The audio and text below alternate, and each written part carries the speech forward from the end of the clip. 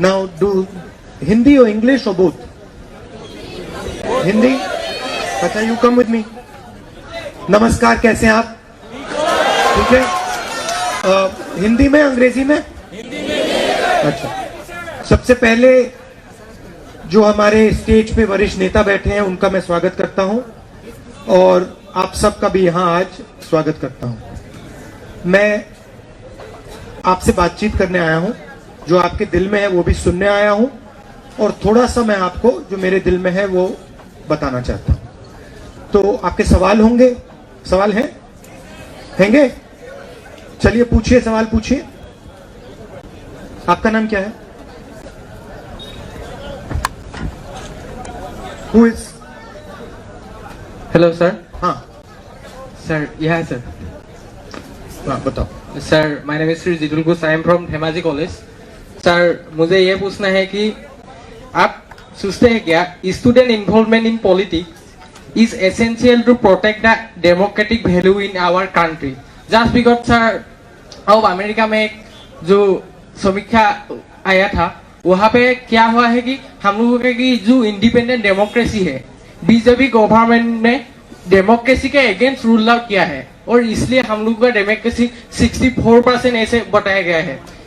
इसलिए आपको मैं पूछना चाहता हूँ, आप क्या सोचते हैं कि अब भारत की इंडिया की जो इलेक्शन या पॉलिटिक्स में स्टूडेंट का इन्वॉल्वमेंट होना कितना जरूरी है, डायरेक्टली इन्वॉल्वमेंट होना? आपको क्या लगता है? मुझे लगता है कि sir, it's time to take student और youth power to take the political power and rule out the India and India, the biggest democratic country, but always India have to the independence to live our life, live student life and live। और एक बात बताना है sir कि जो अब farmer protest हो रहा है इसके अगेंस्ट, जो डेमोक्रेटिक के अगेंस्ट हम लोगों का इंडिपेंडेंस के अगेंस्ट सरकार बात कर रहा है कि वो ऐसा है ऐसा है ऐसे बात कर रहा है, लेकिन यह से हम लोगों का स्टूडेंट के मन में यह है कि कुछ गलत हो रहा है तो हम लोग कैसे हम लोगों का आवाज उठाएंगे। ये हम लोग का स्टूडेंट के मन में डर भेजा दिया है, क्योंकि कार आंदोलन में जो कार प्रोटेस्ट हुआ था, एंटी कार प्रोटेस्ट में हम लोगों का पास हम लोगों का साथी को मार दिया गया है। इसलिए मैं आपको पूछना चाहता हूँ कि अब जो हालत हो रहा है इंडिया की इंडिपेंडेंस और डेमोक्रेसी में, इसलिए स्टूडेंट की डायरेक्ट इन्वॉल्वमेंट कितना जरूरी है इंडिया को पॉलिटिकल पावर और इंडिया की जो पूरा यूथ पावर, इंडिया के फ्यूचर जो प्लानिंग होने वाला है। हम लोगों का अभी तो जो इकोनॉमिकल क्रैश हो गया है, इकोनॉमिक तो हम लोग का जीडीपी इकोनॉमिक कुछ भी नहीं है हम लोगों के पास, और भी फार्मर्स रास्ते में प्रोटेस्ट कर रहा है साल भर। तो ऐसे होगा तो साल भर फार्मर प्रोटेस्ट कर रहा है, स्टूडेंट का कोई फ्यूचर ही नहीं दिख रहा है क्योंकि एम्प्लॉयमेंट नहीं है हम लोग के पास, पूरा अनएम्प्लॉयमेंट ही भरा है। वहां पे सारा हम लोग स्टूडेंट किसके लिए पढ़ेगा?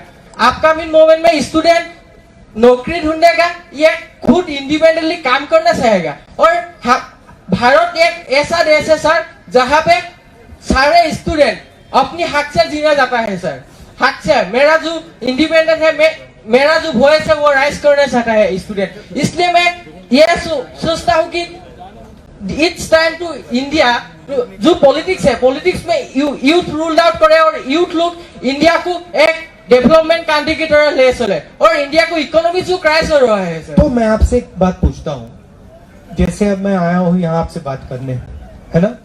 हाँ सर। और मैंने आपसे कहा कि मुझसे सवाल पूछो, आपने सवाल पूछा और फिर मैंने आपसे एक सवाल पूछा, जवाब देने से पहले मैंने आपसे सवाल पूछा और आपने बहुत अच्छी तरह जवाब दिया।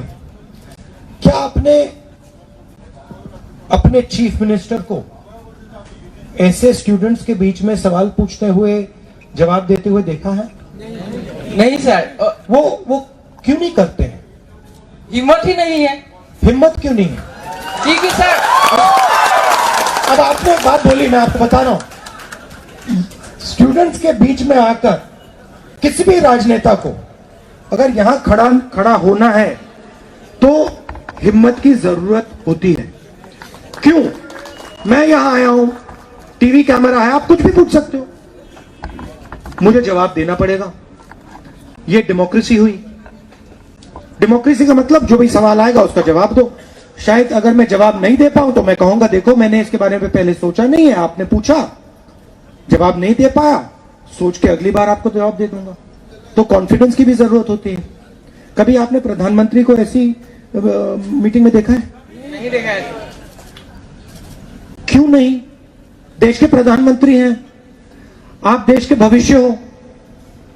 अगर देश का भविष्य प्रधानमंत्री से दिल खोलकर नहीं बात कर सकता तो कोई ना कोई कमी तो है, कोई ना कोई कमी तो होगी। तो अब मैं आपको थोड़ा सा आपका जवाब देना चाहता हूं। आपने कहा कि हिंदुस्तान में आपको लग रहा है कि डेमोक्रेसी कम हो रही है, युवाओं को रोजगार नहीं मिल रहा है, उधर फार्मर प्रोटेस्ट हो रहा है, उधर सीएए चल रहा है।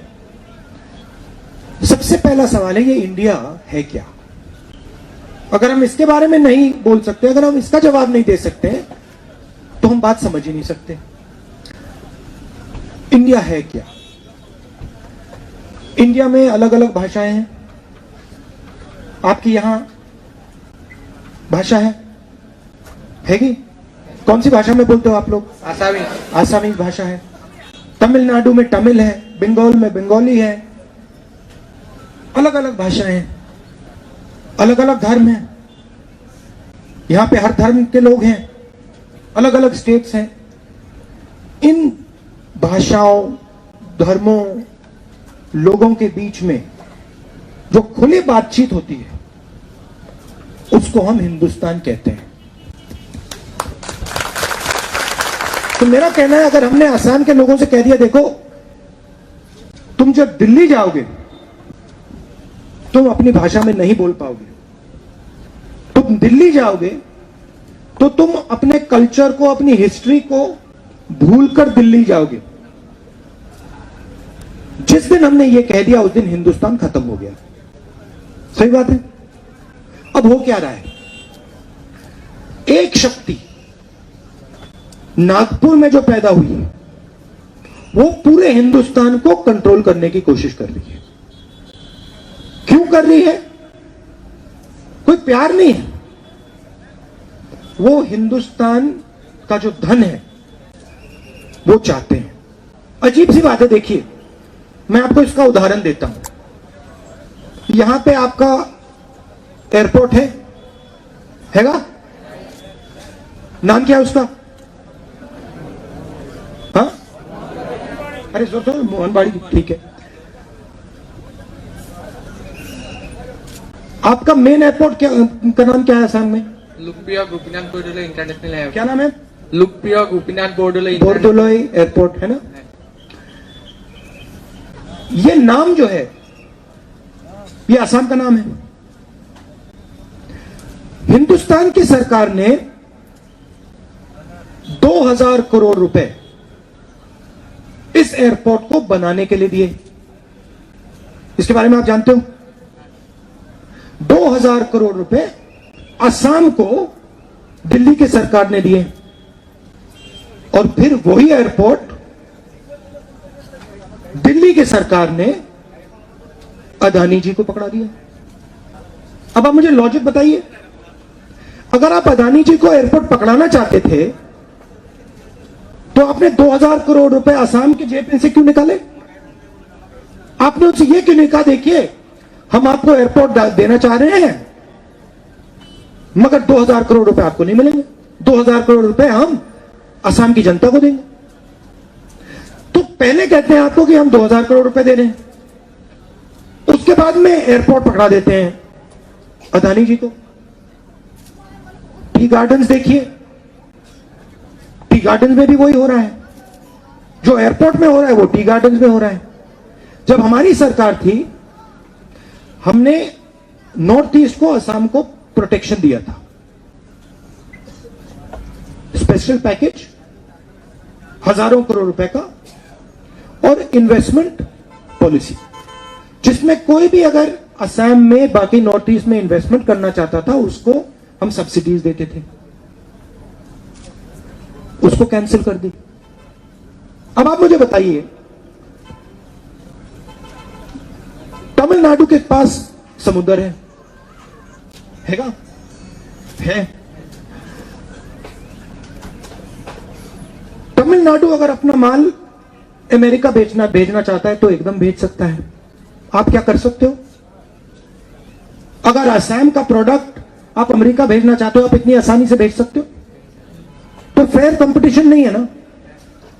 अगर फेयर कंपटीशन नहीं है तो हमें आपकी मदद करनी पड़ेगी। इसलिए हमने आपको इन्वेस्टमेंट पॉलिसी दी, इसलिए हमने आपको स्पेशल पैकेज दिया। अब नरेंद्र मोदी जी कहते हैं, सरकार कहती है नहीं, हम जो मदद पहले असम को कर रहे थे वो हम नहीं करने वाले हैं। नतीजा क्या आया? नतीजा आप यहां कॉलेज में जाते हो, पढ़ते हो, क्यों जाते हो? आइडिया क्या है आपका? एक ही आइडिया है, आप रोजगार चाहते हो, सही। अब अगर आपने असम में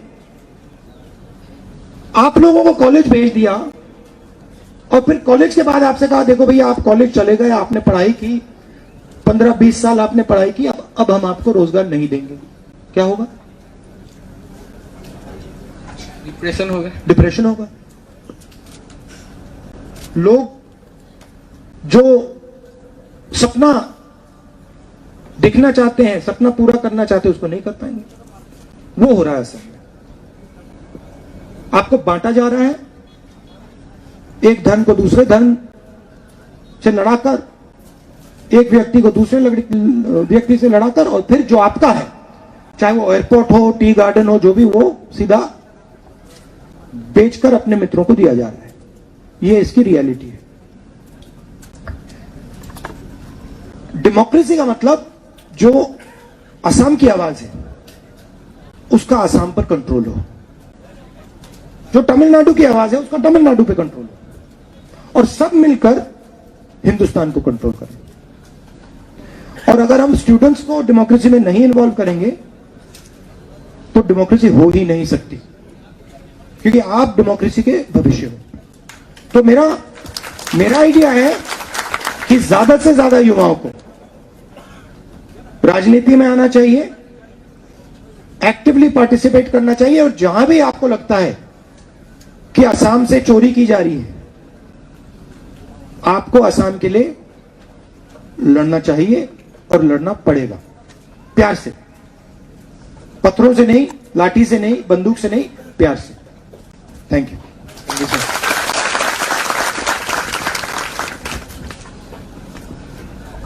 काफी नैरो बना दिया इसको।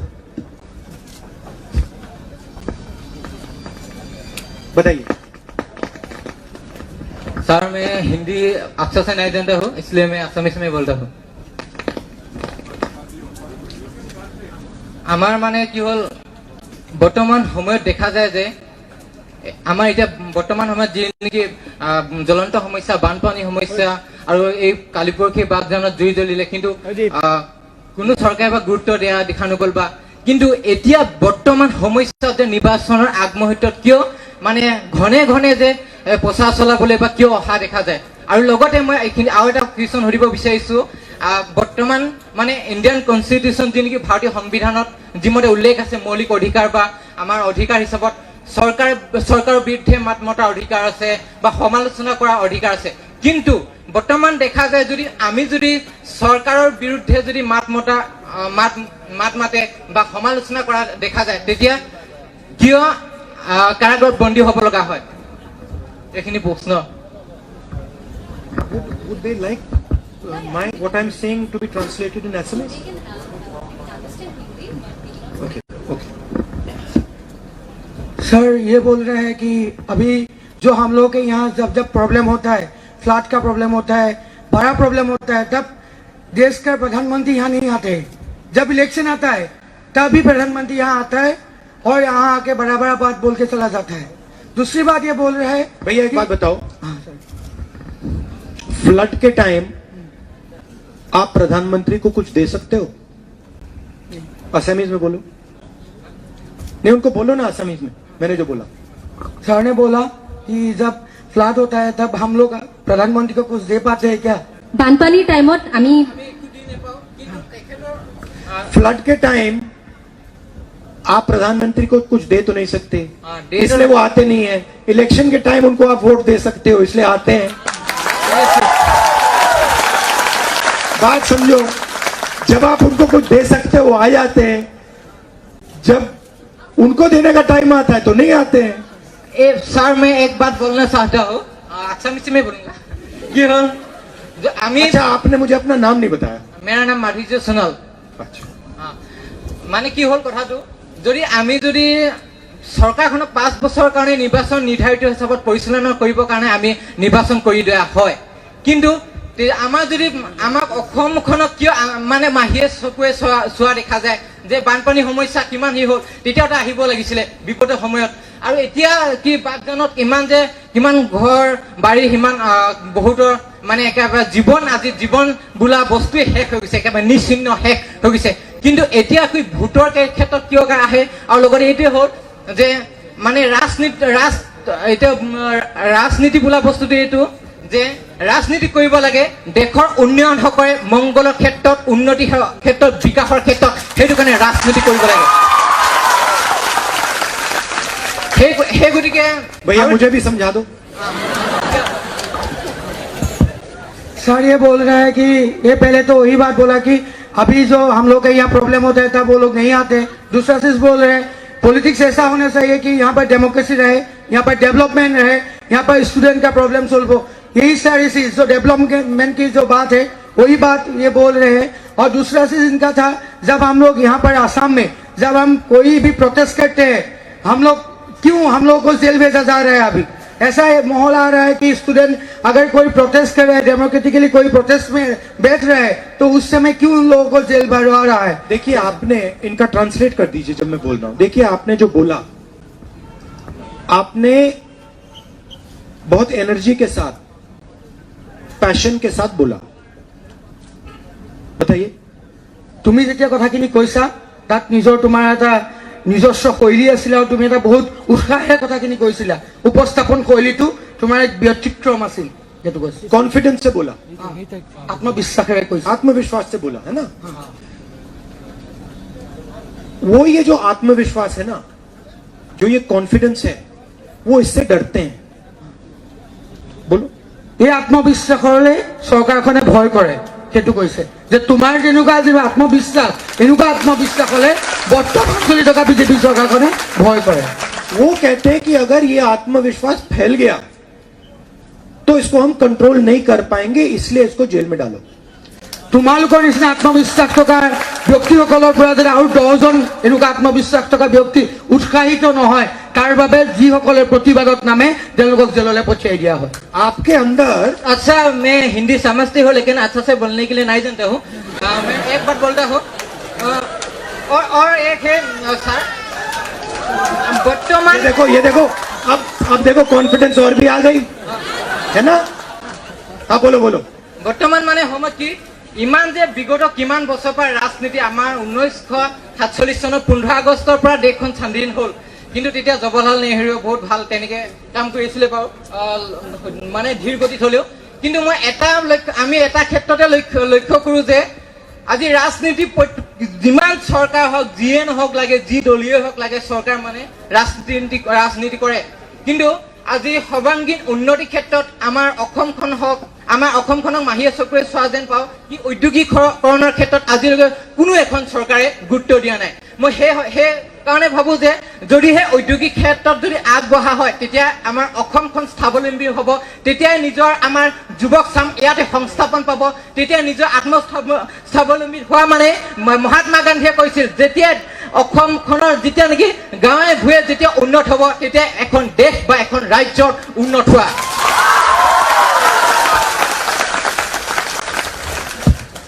सर ये बोल रहे हैं कि इंडिपेंडेंस के बाद बहुत सारे सरकार आए थे, जवाहरलाल नेहरू जी के नेतृत्व में पहले तो अच्छी तरीके से रन हो रहा था, उसके बाद जो भी सरकार यहाँ तक आए हैं, लेकिन इंडस्ट्री के बारे में मतलब ये बोल रहे हैं कि एम्प्लॉयमेंट के लिए कुछ नहीं हो रहा है। तो ये बोल रहे हैं कि महात्मा गांधी जी ने एक बात बोला था, जब गांव के लोग पढ़ा लिख के वो एस्टेब्लिश होंगे तभी देश बढ़ सकता है, आगे बढ़ेगा। तो ये इसका मोटो है कि अभी जो आने वाले वक्त में कैसे हम लोग के यहाँ पर हम लोग का प्लेसमेंट होगा, कैसे हम लोग का जो अनएम्प्लॉयमेंट है वो रेट घटेगा, क्योंकि अभी बीजेपी के टाइम अभी जो अनएम्प्लॉयमेंट रेट का जो परसेंटेज है वो दिन बाय दिन बढ़ते ही जा रहा है। अच्छा, एक बात इनसे पूछिए, बीजेपी के टाइम में इनको लगता है कि अनएम्प्लॉयमेंट बढ़ा है? नहीं बढ़ा है, बढ़ा है नहीं, अनएम्प्लॉयमेंट মানে নিবনুৱা বৃদ্ধি হৈছে।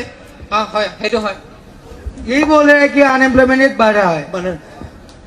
इनको क्या लगता है बीजेपी के टाइम में अनएम्प्लॉयमेंट जो बढ़ा है क्यों बढ़ा है? তোমাৰ কি লাগে যে বিজেপি টাইমত আনএমপ্লয়মেন্ট ৰেট ইমান বেছি হ'ল, কিয় হৈছে? আচলতে কি মানে কথাটো সঁচাকৈ যদি ক'বলৈ যোৱা হয়, মানে ভালকৈ সংস্থাপনৰ ক্ষেত্ৰত গুৰুত্ব দিয়া নাই। ঔদ্যোগিক ক্ষেত্ৰখনত উদ্যোগিকৰণৰ ক্ষেত্ৰত মানে গুৰুত্ব দিব লাগিব। অকল ৰাস্তা পদূলি পকা কৰি থাকিলে হ'ব নেকি? আমাৰ ল'ৰা ছোৱালী কি, আমাৰ উঠি অহা ল'ৰা ছোৱালী সংস্থাপন পাব লাগিব, তেতিয়াহে অসম উন্নত হ'ব, তেতিয়াহে অসম সদায় আৰু উন্নত ক্ষেত্ৰত আগবাঢ়িব। ये बोल रहे हैं कि उन लोगों के विचारधारा में ये बात है ही नहीं कि लोगों को एम्प्लॉयमेंट देना है, इंडस्ट्री सेटअप करना है। अगर ये बोल रहे हैं कि अगर यूथ अगर एम्प्लॉयमेंट नहीं बढ़ेगी, अगर उन लोगों को एस्टेब्लिशमेंट नहीं मिलेंगे तो कैसे मतलब वो लोग आगे बढ़ेंगे? और उन लोगों के विचारधारा के लिए यही बोल रहे हैं कि उन लोगों के विचारधारा में ये बात है ही नहीं कि वो लोग इंडस्ट्री लाए, एम्प्लॉयमेंट जनरेट करें। उनसे पूछिए बीजेपी के आने के बाद नफरत कम हुई है या बढ़ी है? बढ़ गया है, बढ़ गया है। तो देखिए, आप इनको क्या लगता है कि नफरत और बेरोजगारी में कोई रिलेशनशिप है, रिश्ता है?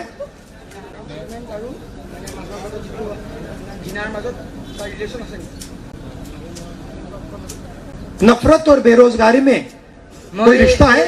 ঠিকেই বাৰু, মানে এতিয়া বৰ্তমান সময়ত যে নিবনুৱা ক্ষেত্ৰত বৃদ্ধি হৈছে আৰু ঘৃণিত ভাৱ ইটো জাতি প্ৰথাৰ ক্ষেত্ৰত মানে সংঘাত সৃষ্টি হৈছে, সিমানে কথা। আৰু এটা হ'ল sorry to interrupt. Now we'd like to give everyone a fair chance. So I will answer the question. There is a नफरत और बेरोजगारी में डायरेक्ट कनेक्शन है। अगर नफरत बढ़ेगा बेरोजगारी बढ़ेगी, अगर बेरोजगारी बढ़ेगी नफरत बढ़ेगी, अगर नफरत कम होगी बेरोजगारी कम होगी, बेरोजगारी कम होगी नफरत कम होगी। কৈছে যে ঘৃণা আৰু আনএমপ্লয়মেণ্টৰ মাজত তথা মানে নিবনুৱা সংস্থাপনৰ ক্ষেত্ৰত এটা সম্পৰ্ক আছে। যদি ঘৃণা বৃদ্ধি হয় তেতিয়া আনএমপ্লয়মেণ্ট ৰেট বৃদ্ধি হয়, যদি ঘৃণা কমে তেতিয়া আনএমপ্লয়মেণ্ট ৰেটো কমিব। कांग्रेस नफरत मिटाती है, बीजेपी नफरत फैलाती है। কংগ্ৰেছে ঘৃণা শেষ কৰে আৰু বিজেপিয়ে ঘৃণা বঢ়ায়, অৰ্থাৎ ধৰ্মকেন্দ্ৰিক যি সংঘাত সেয়া বিজেপিৰ দিনত বাঢ়ে। मान लो दो लोग लड़ रहे हैं, एक दूसरे को मारने की कोशिश कर रहे हैं, वो एक दूसरे के साथ बिजनेस कर सकते हैं? कभी नहीं कर सकते। तो बिजनेस के लिए, प्रगति के लिए पहले शांति की जरूरत है, भाईचारे की जरूरत है। ये कांग्रेस लाती है। बीजेपी क्या करती है? नफरत फैलाती है और बेरोजगारी लाती है। अच्छा भैया, आप दूसरों से भी बात करनी पड़ेगी, आपने बहुत अच्छी बात बोली।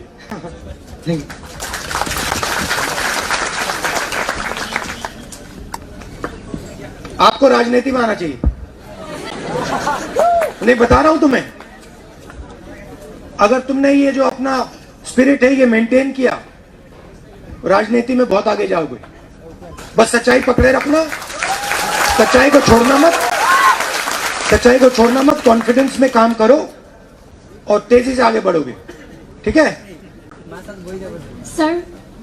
सर इधर मुझे भी हिंदी अच्छे से नहीं आता सर। ओके। नमस्कार, मोर नाम तो आप भी असमीज में बोलो। नमस्कार, मोर नाम श्रीमती सुकमती मोरा। मैं मानकटा चाह বাগিচাৰ सुखमती मोरा। मानकटा চাহ বাগিচাৰ পৰা আহিছোঁ। মই মানে ভালকে ভৱিষ্যত পঢ়ি মেলি ডক্টৰ হ'ব, এগৰাকী ডক্টৰ হ'ব বিচাৰোঁ। বাট আমাৰ তাৰ মানে যিটো কণ্ডিশ্যন হৈছে, ঘৰুৱা আৰ্থিক অৱস্থা অলপ প্ৰব্লেম হৈছে, আৰু যিটো আমাৰ মানে গাঁৱত হ'ব লাগে হস্পিটেলৰ ব্যৱস্থা, সেইবোৰ মানে একো ভাল হোৱা নাই, ডক্টৰ নাই, নাৰ্ছ নাই। যদি আমি ভালকে পঢ়ি মেলি নাৰ্ছৰ ট্ৰেইনিং কৰিব বিচাৰোঁ বা ডক্টৰ মানে কৰিব বিচাৰোঁ, তেন্তে তাত গৈ মেলি যদি আমি কিবা এটা শিকিব বিচাৰোঁ, কিন্তু বাট আমাৰ তাত কোনো এনেকুৱা ভাল ডক্টৰ নাই। বহুত চৰকাৰ আহিছে, কৈছে যে তোমালোকৰ গাঁৱত ভাল ডক্টৰ দিম, নাৰ্ছ দিম, বাট এতিয়ালৈকে একো এনেকুৱা দিয়া নাই আৰু একো হোৱাও নাই।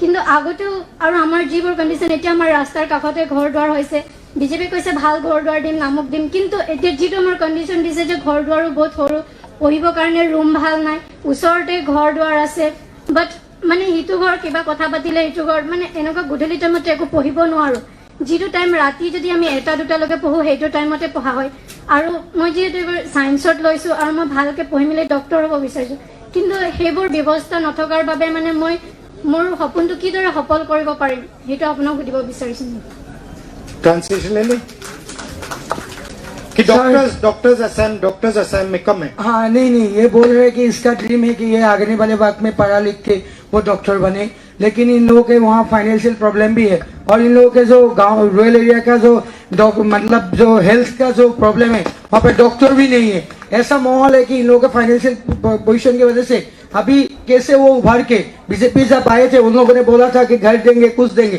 लेकिन अब भी जो घर दे रहा है उसका माहौल ऐसा नहीं है कि वहाँ के मतलब एक रूम में कभी पढ़ रहा है तो साथ का जो मतलब घर का व्यवस्था अच्छा नहीं है तो ऐसे फाइनेंशियल क्राइसिस में अभी जो फिलहाल जो डॉक्टर का और नर्सिंग का ये बोल रहे हैं कि नर्सिंग या डॉक्टर इन फ्यूचर में वो बनना चाहते हैं तो इस सिचुएशन जो उभर के इस सरकार के वजह से कैसे वो आगे जाके बनेंगे वो can you give me that 5 the paper with the 5 promises अच्छा ये डॉक्टर क्यों बनना चाहते हैं তুমি ডক্টৰ কিয় বনিব বিচাৰিছা যিহেতু এতিয়া যিবোৰ ডক্টৰ হৈছে কিন্তু আমাৰ যিবোৰ চাহ শ্ৰমিকক দেখা গ'লে বহুত মানুহে গৈ মেলি মেডিকেলত যায় বাট কিন্তু যিবোৰ ডক্টৰ হৈছে সেইবোৰ কিন্তু মানে যিবোৰ আমাৰ টি গাৰ্ডেনৰ মানুহে ইমান গুৰুত্ব নিদিয়ে যেহেতু সেইবোৰ কাৰণে মই মানে আমাৰ যিবোৰ মানুহ আছে মই ভালকে মানে ডক্টৰ বনি তাহাঁতক ভালকে চাব পাৰোঁ আৰু ভালদৰে তাহাঁতক যাতে উন্নত শিক্ষা দিব পাৰোঁ মই যিটো হ'ব বিচাৰিছোঁ সেইটো যাতে বেলেগকো কৈ মেলি মানে যিটো আমাৰ ষ্টুডেণ্টে বহুতো সেইবোৰ কাৰণে মানে কৰিব পৰা নাই পইচা নথকাৰ বাবে কিন্তু বেলেগে ভালকে নপঢ়াৰ তথাপিও পইচা দি মেলি তাহাঁতৰ ডক্টৰ চিট লৈ কিছুমান কিন্তু আমাৰ ষ্টুডেণ্টে যিমান কষ্ট কৰিলেও সেইবোৰ নাপায় তো সেইটো কাৰণে যিহেতু মই মানে ভালকে পঢ়ি মেলি এইটো ডক্টৰ হ'ব বিচাৰিছোঁ ये बोल रहे हैं कि टी गार्डन के जो लोग हैं उन लोगों को डॉक्टर लोग अच्छे तरीके से ट्रीट नहीं कर रहे हैं तो ये दिखाना चाहते हैं ये इन लोगों के लिए एक आइडियल मतलब सेट करना चाहते हैं कि आने वाले वक्त में टी गार्डन से लोग पढ़ लिख के डॉक्टर बनने के लिए जो वो उन लोगों के लिए मतलब एक मोटिवेशन क्रिएट करना चाहते हैं और आने वाले वक्त में ऐसा हो रहा है कि ये बोल रहे हैं ये लोग पढ़ लिख के डॉक्टर नहीं बन सकते लेकिन कोई लोग पैसे देके अभी डॉक्टर बन रहे हैं तो इस सिचुएशन को वो दिखाना चाहते हैं इन लोगों के लिए टी गार्डन लोगों के लिए काम करना चाहते हैं इन लोगों के लिए वो एक मतलब अपने आप को एक स्टूडेंट हिसाब से वो सेटअप करना चाहते हैं अच्छा यहाँ पे डॉक्टर कौन कौन बनना चाहते हैं हाथ उठा के दिखाओ असमीज में बोलो भैया हेलो भैया असमीज में बोलो ইয়াত কোনে কোনে ডক্টৰ হ'ব বিচাৰিছে সকলোৱে হাত দাঙা कोई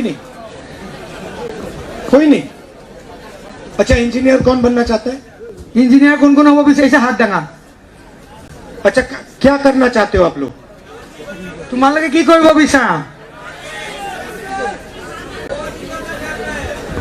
जेटीएस फौजी बनना चाहता है फौजी तो कांग्रेस पार्टी के 5 गारंटीज हैं जेटीएस को मुझे कागज दो কংগ্ৰেছৰ 5টা গ্যাৰান্টি আছে ये 5 गारंटीज हैं छोटा है ये बट ये 5 गारंटीज हैं ठीक है मैं पढ़ लेता हूं guarantee of 5 lakh government jobs guarantee of 200 units monthly electricity free 200 unit बिजली का फ्री 5 लाख सरकारी रोजगार 5 साल में 365 रुपए daily veg tea garden workers के लिए और 2000 रुपए हर हाउसवाइफ को और फिर फाइनल गारंटी सीए ठीक है अब मैं आपको जॉब्स के बारे में थोड़ा सा बताना चाहता हूं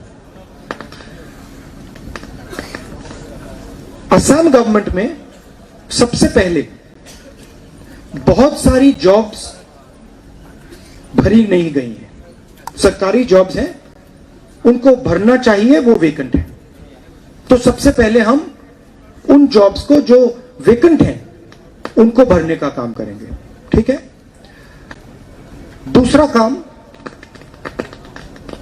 हेल्थ केयर और शिक्षा पे हमारी फोकस रहेगी स्वास्थ्य और शिक्षा पे। तो हमारी कोशिश होगी कि हम बहुत सारे नए jobs, doctors, nurses, teachers, headmasters, इन लोगों के लिए असम की सरकार में तैयार करें, तो उसमें आपको मौका मिल सकता है। মানে বহুতো তেনেকুৱা চৰকাৰ যেহেতু বিজেপি চৰকাৰ আহিছিলে তেতিয়াও কৈছিলে তোমালোকক বাগান হাজিৰা ইমান দিম, বাট এতিয়ালৈকেতো সেইবোৰ একো দিয়া নাই। আৰু কৈছিলে তোমালোকৰ ইমান ফাণ্ড আহিছে, বাট আমি সেইবোৰ একো পোৱাই নাই। আৰু কৈছে যে তোমালোকৰ নাৰ্ছৰ ট্ৰেইনিং, আমুকৰ ট্ৰেইনিং, বাট সেইবোৰ ফৰ্ম ফিল আপো আমি পোৱা নাই। যিহেতু সেইবোৰ আমাৰ বাগানৰ ব্যৱস্থাই একো নহয়। আমাৰ বাগানেতো ছেক্ৰেটাৰী মেম্বাৰ ভাল নাই, একো ভাল নাই। সেইবোৰৰ ব্যৱস্থা কৰিব লাগে, কিন্তু বহুতো মিটিঙত আহি আমাক কয় তোমালোকক আমুক দিম তামুক দিম, কিন্তু আজিলৈকে যে আমি একো এটাই পোৱা নাই। সেইবোৰ কাৰণে ব্যৱস্থা Also, it's a special request. I would like everyone to keep the questions short because everyone is excited to ask questions. So please short questions. Sir sir. बोल रहे हैं कि जब बीजेपी सरकार आए थे तो उन लोगों ने बहुत सारा कमिटमेंट दिया था कि टी गार्डन लोगों को वो देंगे ये देंगे, लेकिन उन लोगों का कोई मतलब पैसा भी नहीं दिया। इन लोगों का भी रोजगार भी ऐसा नहीं है कि ये लोग फाइनेंशियल सपोर्ट उन लोगों के पास है।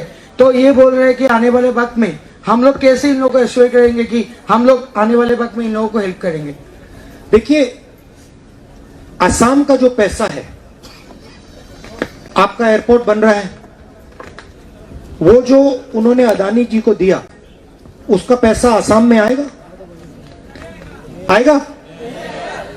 वो जो 2000 करोड़ रुपए डाला और हर रोज जो एयरपोर्ट से पैसा बनेगा वो असम को आएगा?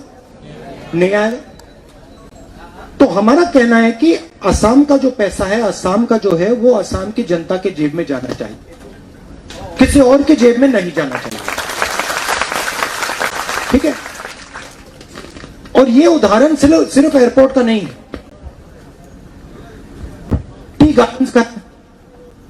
आप टी गार्डन्स को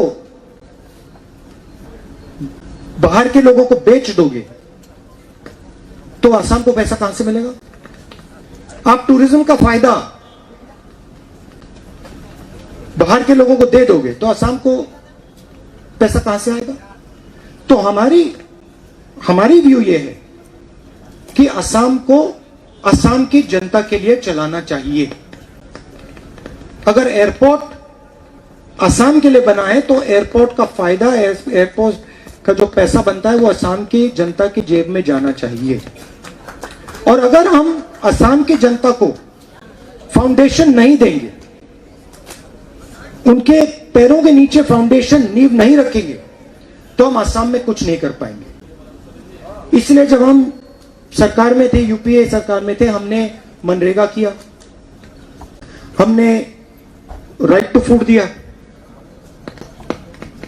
अलग अलग हमने योजनाएं चलाई। अब आप अपने आप से सवाल पूछिए, पिछले 5 साल में बीजेपी ने यहां पे कौन सी गरीबों के लिए योजना चलाई? नाम बता दो। क्या उन्होंने कौन सा प्रोजेक्ट लिया गरीबों के लिए? मुझे बता दो।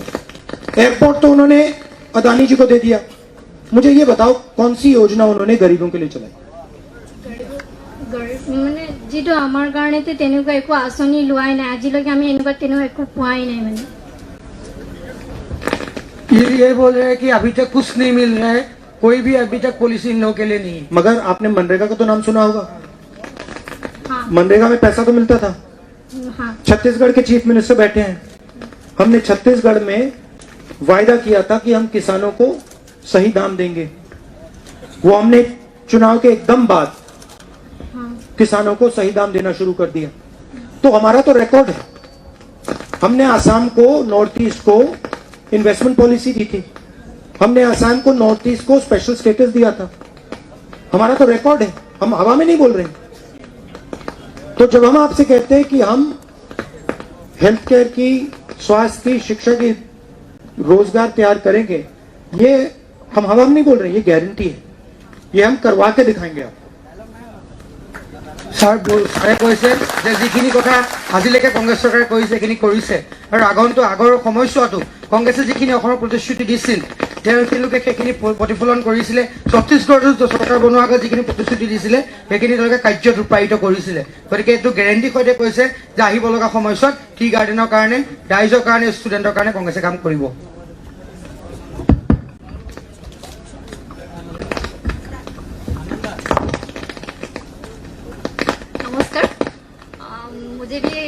से नहीं आता, इसलिए मैं आसामीज में ही। अच्छा सॉरी, एक बात इंटरप्ट करना चाहता हूं। आपने जो कहा कि लोग फौज में जाना चाहते हैं, पुलिस में जाना चाहते हैं, हम सरकार में आएंगे तो पुलिस के भी बटालियन हम तैयार करेंगे आपके लिए।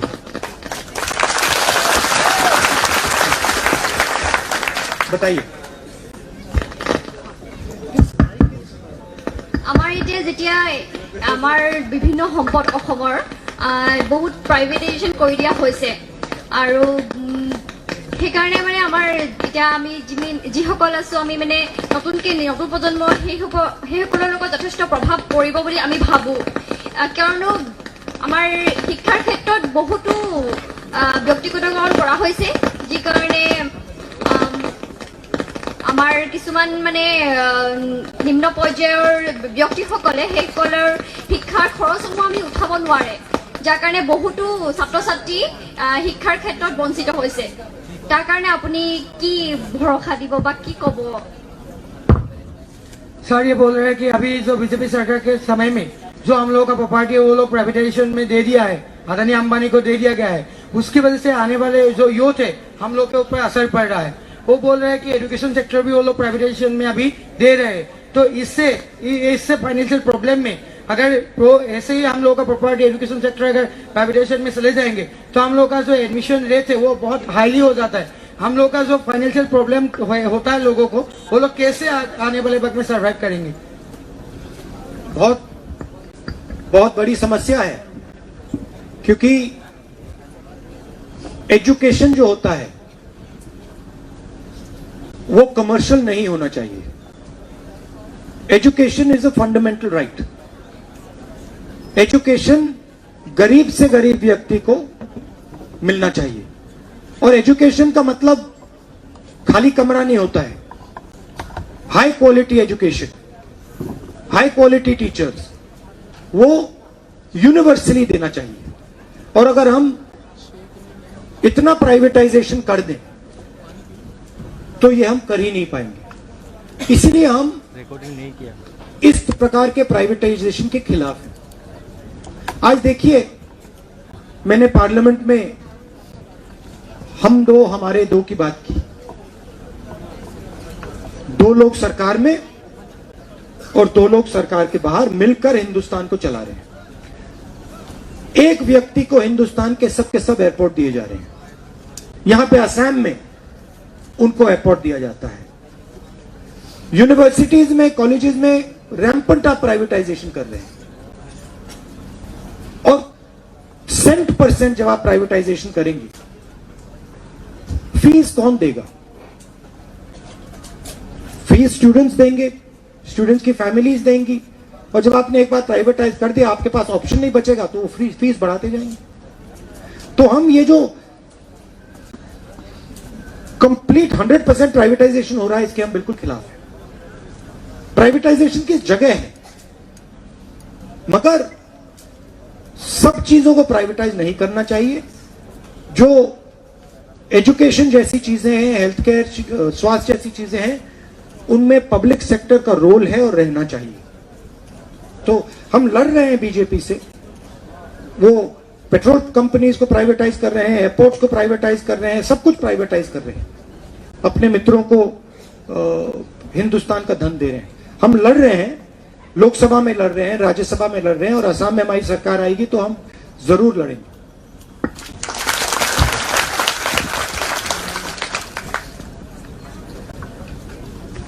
Good afternoon sir. Good afternoon sir, मतलब आपने जैसे बोला कि हमारी दो की सरकार है सर, ये बिल्कुल आप एकदम 100% श्योर है सर इस बात पे? उन्होंने रेलवे भेज दिया सर, एयरपोर्ट भेज दिया, रेलवे भेज दिया, सी पोर्ट भेज दिया, हाईवेज भेज दिया सर। अब बोल रहे कि टोल टैक्स भी भेज देंगे। अब उन्होंने क्या क्या किया सर? LIC तक भेज दिया। अभी भी कल ही 80,000 लोग प्रोटेस्ट करे थे उसके लिए। सबसे बड़ी सेल ये ट्राई कर रहे हैं। हिंदुस्तान का जो कृषि का सिस्टम है, एग्रीकल्चरल सिस्टम, ये इसको बेचने की कोशिश कर रहे हैं।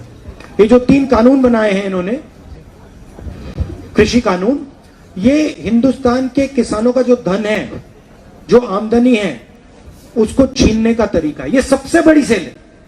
इसको आप प्राइवेटाइजेशन नहीं समझ रहे हो, मगर ये प्राइवेटाइजेशन है, ये कृषि के सिस्टम का प्राइवेटाइजेशन है, और वो भी एक दो व्यक्तियों के हाथ में डाल रहे हैं। जी सर। सर वो कहते थे कि मैं देश नहीं बिकने दूंगा सर, आज छोड़ा क्या सर, उन्होंने पूरा देश बेच के रख दिया सर। पेट्रोल के दाम 60-65 से अब 100 कर दिए सर। एलपीजी 400 का मिलता था, वो 820 में मिल रहा है सर अभी। तो सर ये वो फिर बोलते कि बहुत हुआ है महंगाई की बार, अब की बार ये सर, ये सारे वादे कहाँ गए सर उनके? तो भैया ये तो आप उनसे पूछिए, मुझसे क्यों सर वो पूछेंगे? आते ही नहीं सर, एक भी प्रेस कॉन्फ्रेंस नहीं किया सर आज तक उन्होंने। वो नहीं करेंगे, वो कभी नहीं करेंगे सर, हम हमें भी पता है सर, वो बहुत डरते हैं सर। भैया एक बात बताओ,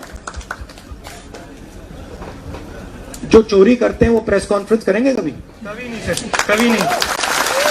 जो चोरी करेगा ऐसे आके खड़ा हो सकता है क्या? कभी नहीं सर, कभी नहीं हो सकता।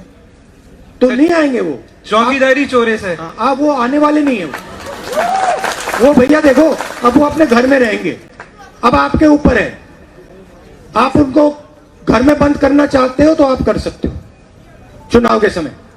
वो ये अभी जो फार्मर प्रोटेस्ट चल रहा है सर, उस पे वो कहते हैं बार बार कि एमएसपी देंगे, एमएसपी देंगे, एमएसपी देंगे। सर तो वो अपने 3 लॉज में लिखते क्यों नहीं सर कि एमएसपी देंगे? वो नहीं लिखेंगे। जी सर, वो भी पता है। 3 कानून, पहला कानून कहता है कि जो फार्मर्स की मार्केट है, मंडियां हैं, उनको हम बंद करेंगे। दूसरा कानून कहता है कि जितनी भी जमाखोरी करनी हो, जितनी भी देर के लिए करनी हो, सबसे बड़े बिजनेसमैन कर सकते हैं। और तीसरा बेस्ट कानून है कि अगर किसान ने सही दाम के लिए कोर्ट में कार्रवाई शुरू करने की कोशिश की, तीसरा कानून उसको कार्रवाई नहीं करने देता। मतलब किसान कोर्ट ही नहीं जा सकता। तो ये सब सेक्टर्स में ये कर रहे हैं। देखिए सिंपल सी बात है, आज आप टीवी देखना, टीवी ऑन करोगे आपको उस पर नरेंद्र मोदी जी दिखेंगे, 24 घंटा दिखेंगे। आप अपने आप से ये सवाल पूछो, टीवी में नरेंद्र मोदी जी को इतने घंटे कैसे मिलते हैं, कौन देता है और कितने पैसे के लिए मिलते हैं? जी सर। सर अभी प्रेस फ्रीडम इंडेक्स में आया था सर, तो इंडिया की रैंकिंग उसमें 180 कंट्रीज में 142 थी सर। सर ये बहुत। और फिर अभी सर 3 डेमोक्रेसी इंडेक्स आए सर, एक तो स्वीडन का सर, और एक यूएस वॉचडॉग का, और एक सर एक और आया था सर ये। तो वो तीनों में सर एक में फ्लॉट आएगा, एक में इंडिया को ऑटोक्रेटिक बता दिया, ऑटोक्रेटिक, और मतलब पाकिस्तान और बांग्लादेश से भी पीछे बता दिया गया सर। बिल्कुल जी सर। तो ये आप लोगों को मिलकर ये चैलेंज उठाना पड़ेगा, क्योंकि ये आपका देश है, हम सबका देश है, और आप इस देश के भविष्य हो, आप फ्यूचर हो, और ये काम हम सबको मिलकर करना है। हिंदुस्तान की डेमोक्रेसी को बचाना है, यहां पे रोजगार पैदा करना है, हॉस्पिटल्स, डॉक्टर्स, नर्सेस तैयार करने हैं। ये हम सब मिलकर काम करना पड़ेगा, नहीं तो ये नहीं होने वाला है।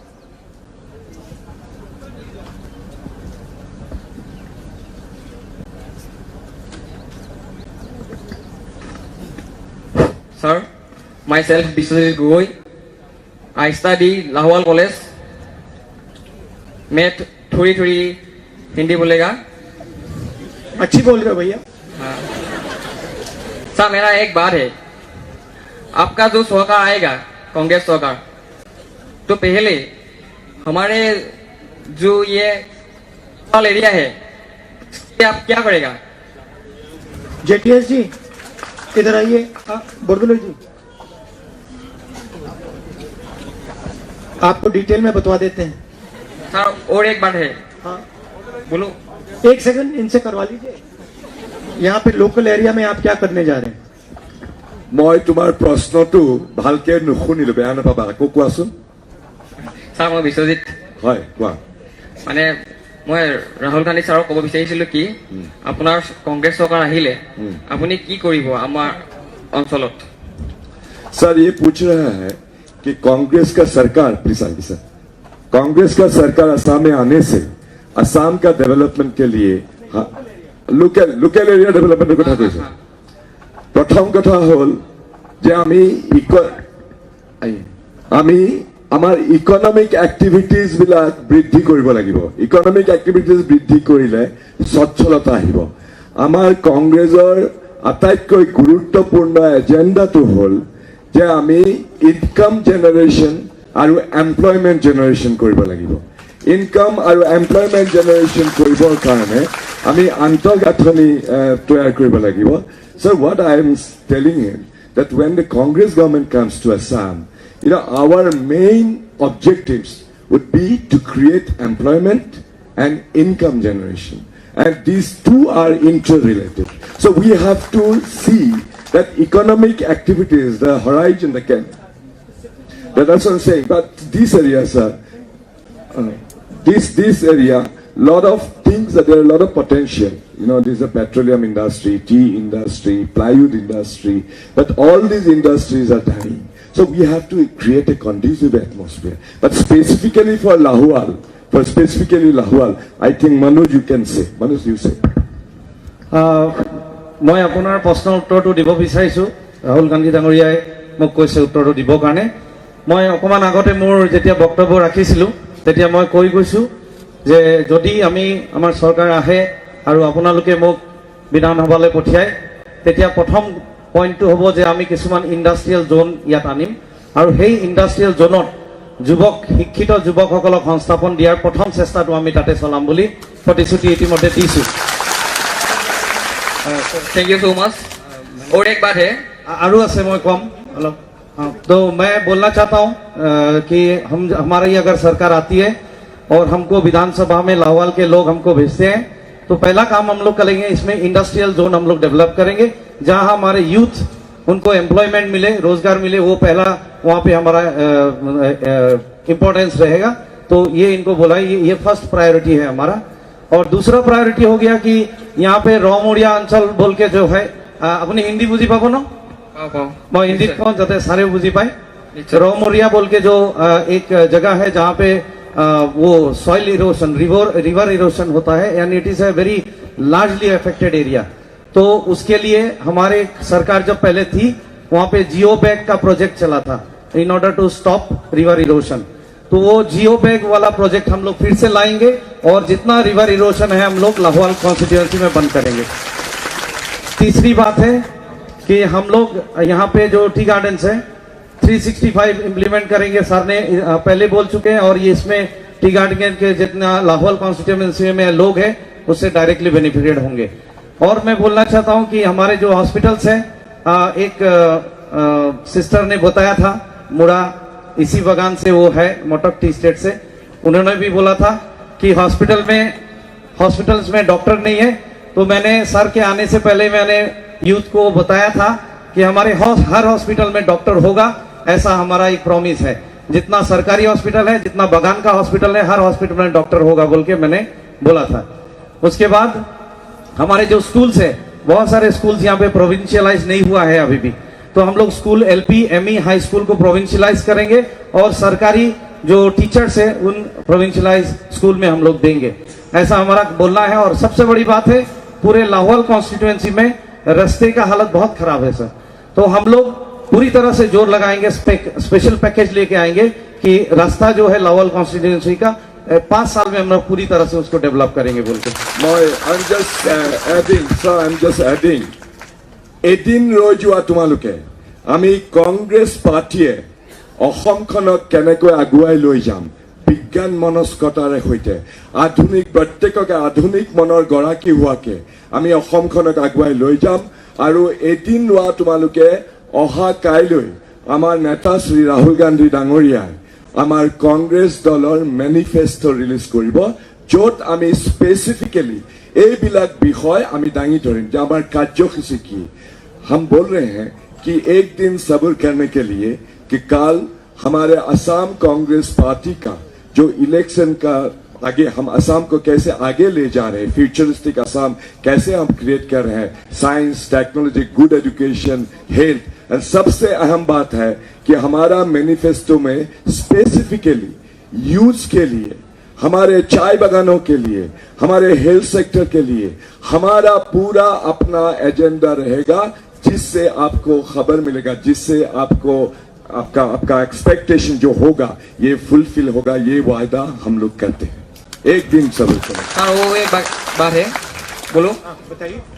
सर मैं जो कॉलेज में पढ़ता हूँ लाहौवाल कॉलेज, वो कॉलेज प्राइवेट है। हमारे लाहौवाल एरिया में मैक्सिमम 10,000 स्टूडेंट हैं, जो स्टूडेंट के लिए अभी तक एक गवर्नमेंट कॉलेज नहीं हुआ।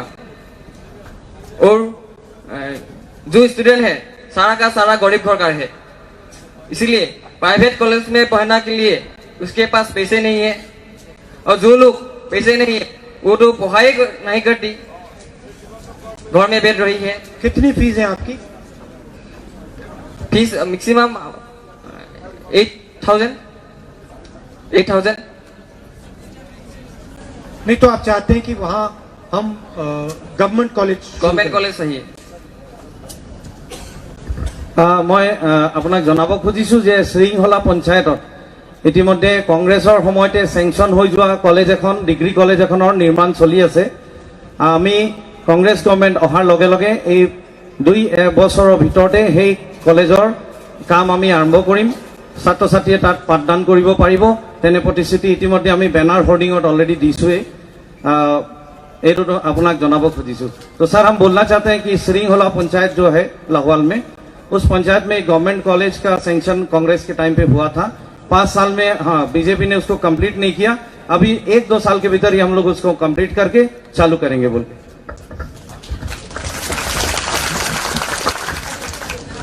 सर मैं धेमाजी से आया हूँ, मेरा नाम कमलेश सुटिया। मेरा क्वेश्चन है सर, पॉलिटिक्स में धर्म को इन्वॉल्व करके बीजेपी लोग पॉलिटिक्स का जो स्तर है बहुत खराब कर रहा है, इसलिए स्तर को हम लोग बेहतर करने के लिए हम लोग कांग्रेस लोग ने क्या स्टेप लेना पड़ेगा? देखिए, बीजेपी धर्म को नहीं इस्तेमाल करता है, क्योंकि जो बीजेपी आरएसएस करती है वो किसी भी धर्म में नहीं लिखा है। बीजेपी नफरत का प्रयोग करती है, अलग बात है। बीजेपी हिंदू धर्म में कहीं नहीं लिखा है कि किसी को मारो, किसी को पीटो, किसी का अपमान करो, कहीं भी नहीं लिखा है। तो बीजेपी हिंदू धर्म का प्रयोग नहीं कर रही है, बीजेपी नफरत का प्रयोग कर रही है। कांग्रेस पार्टी क्या करती है? जहां भी बीजेपी नफरत फैलाती है वहां हम जाके भाईचारा फैलाते हैं, वो हमारा काम है। आप याद रखिए, असम में 15-20 साल पहले हिंसा थी, याद है आपको? नफरत थी,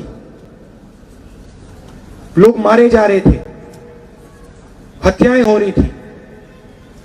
कांग्रेस पार्टी ने असम को जोड़ा, शांति लाए, प्रगति लाए। बीजेपी फिर से असम को और हिंदुस्तान को तोड़ने का काम कर रही है।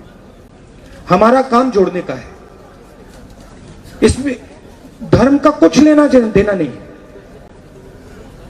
किसी भी धर्म में नफरत फैलाने नहीं लिखा है, बीजेपी नफरत फैलाती है।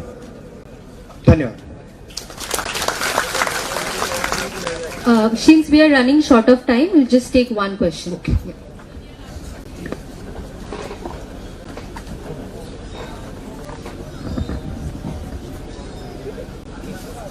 নমস্কাৰ ছাৰ, नमस्कार।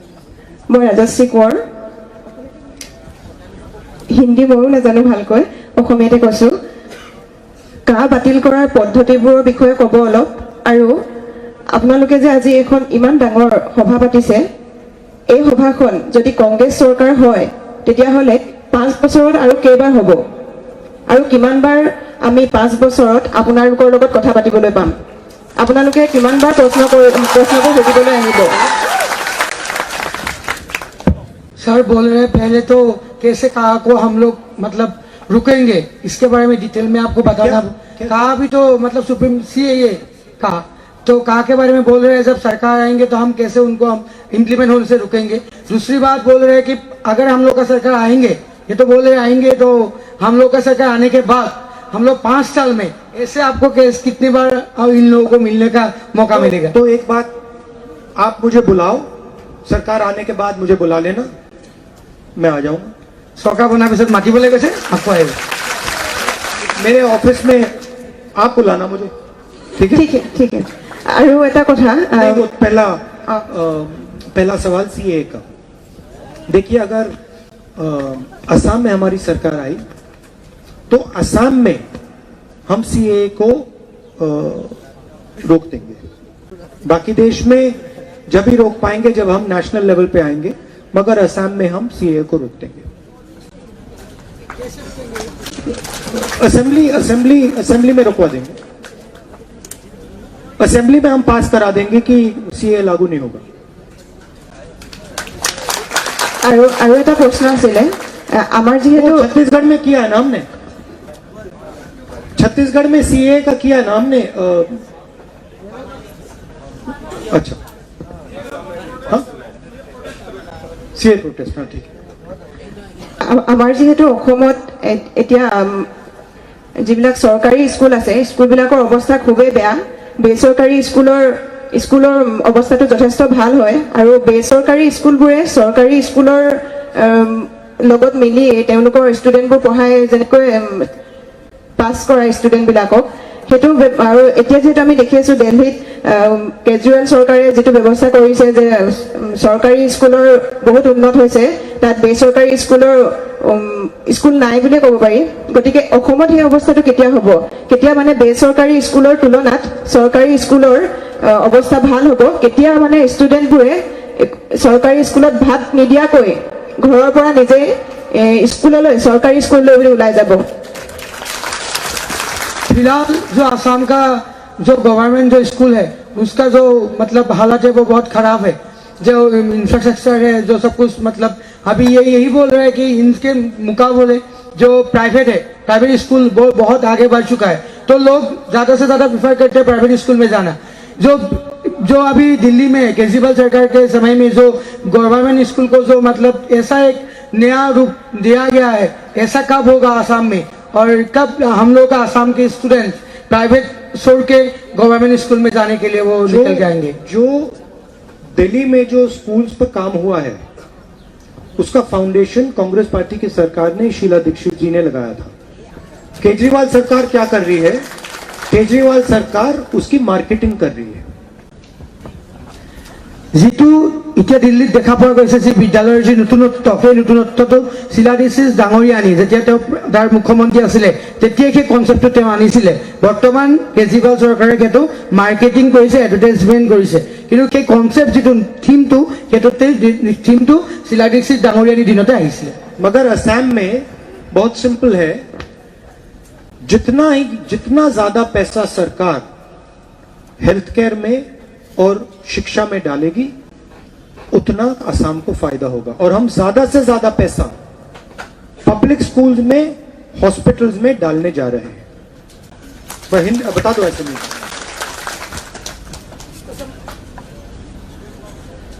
ये बोल रहा है कि हिंदी समझ में आ रहा है, ठीक है।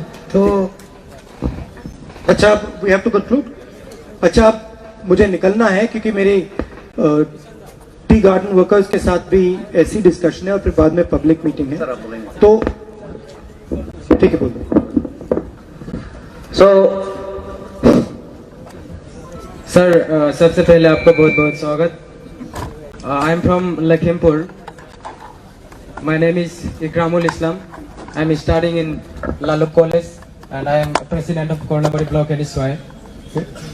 मेरा एक सिंपल क्वेश्चन है कि एज ए स्टूडेंट हम पॉलिटिक्स में कैसे इन्वॉल्व होने से पॉलिटिक्स में भी अच्छा आगे बढ़ जा सकूंगा और एजुकेशनली भी आगे बढ़ जा सकूंगा, क्योंकि education is most important for every person and I think without education life is meaningless.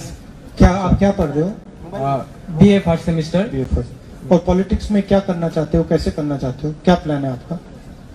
Plan मतलब ऐसा कोई फ्यूचर का कोई प्लान नहीं है, ऐसे एनएसवाई कर रहा हूँ अभी पिछले 5 साल से अभी कोरनाबाड़ी ब्लॉक एनएसवाई का प्रेसिडेंट हूँ, न्यूली अपॉइंटेड।